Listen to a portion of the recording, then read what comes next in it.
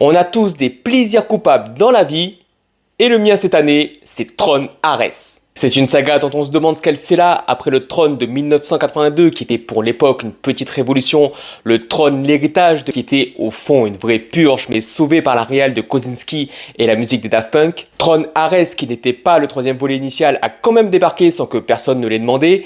Le film bide comme pas possible et c'est compréhensible. Mais en réalité ce n'est pas vraiment si nul et dans le genre divertissement en 3D, on en a pas mal pour son argent. Le film reprend de manière plus simple mais tout aussi efficace la réal de Kosinski en jouant sur la symétrie des plans, la géométrie des scènes d'action due au concept des armes et du design virtuel du film.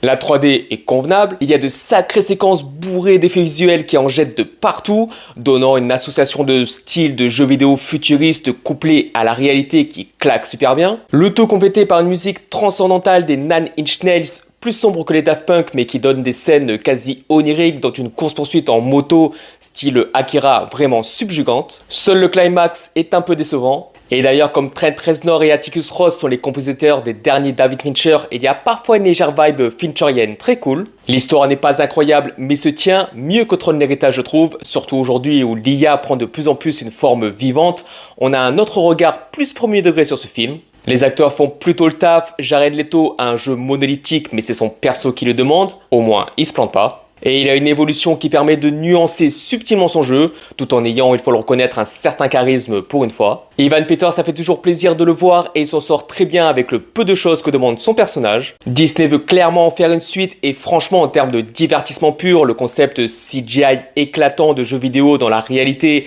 et musique électro par des groupes différents à chaque fois peut clairement être très cool.